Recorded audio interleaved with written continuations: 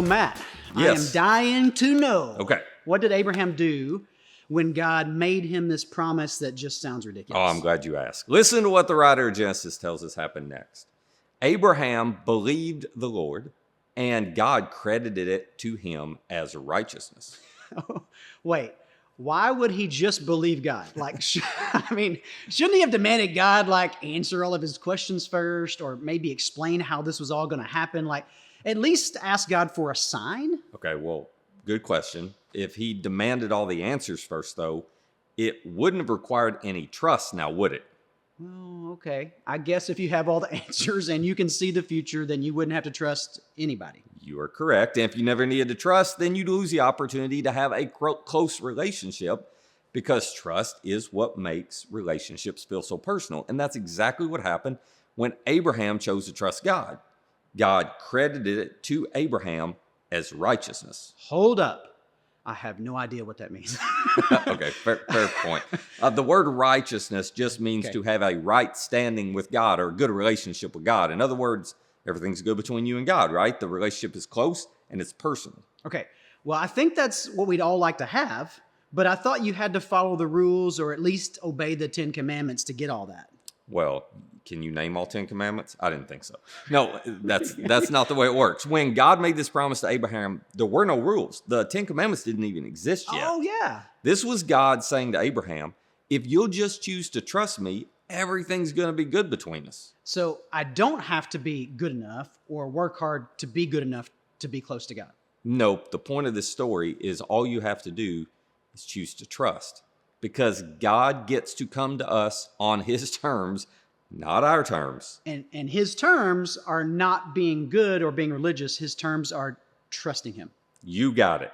This is why Jesus looked at his followers one day and he said, unless you change and become like little children, you will never enter the kingdom of heaven.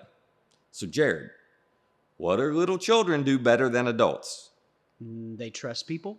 I mean, they trust their parents. They trust their friends. They Yep. trust their teachers. They just trust just about anybody. They trust everybody. And that was Jesus' point. A friendship with Jesus is started the same way. It started when we choose to trust him. So, okay.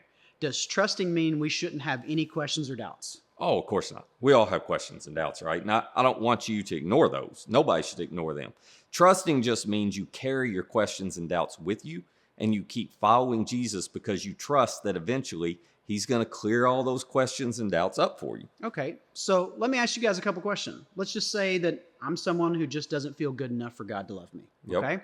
And I've done some things I'm not proud of, or maybe I've got some secrets that I think God would be really upset about. Or maybe I've never had many people in my life even show me love. So what would you say to that person about all this? Well, I think I would say first that Jesus does love you. And he proved that by dying on a cross and rising again to pay the penalty for all your sin. And now you're going to have to trust him. You're going to have to trust him that he'll forgive you, that he'll make you part of his family, even though you don't think you deserve it. Okay. What about the person who they've already begun a relationship with Jesus, but they've been doing a lot of stuff that they know they shouldn't be doing, and then they think Jesus is mad at them because of what they've done? What do you say to that person? Well, okay, I would say first that Jesus loves you. He proved that by dying on a cross and rising again to pay the penalty for all your sin. And now you're going to have to trust him that he'll forgive you and make you a part of his family, even though you don't think you'll deserve it. That's literally the same answer. Yes.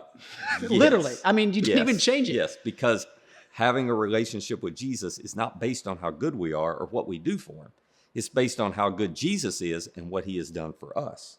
So for all of us, Jesus says, you got the same answer, right? All we have to do is trust that what he says about us is true, and you can have a relationship with Jesus that's personal to you. So if somebody out there is wondering how they trust Jesus, what are you going to tell them? All right, I love that question because this is really simple. All you have to do is tell Jesus, I trust you. I trust that you died for my sins. I trust that you'll forgive me. I trust that I'm now part of your family, so I'm ready to trust and follow you. That's all you have to say. Man, that is so simple. Are you sure that's it? Yeah, that's it. It is so simple. Anyone and everyone can do it, which is what makes it so awesome, right? So if you've never chosen to trust Jesus, I want to invite you to do that today. And if you stop trusting him, I want to invite you to start trusting him again and do what he says, because trust is how Jesus becomes personal to you. Okay. So let's give you guys a chance to process that with your group. Start with this simple question. How does trust make a relationship feel closer and more personal? Talk that through with your group, and we'll see you next Sunday.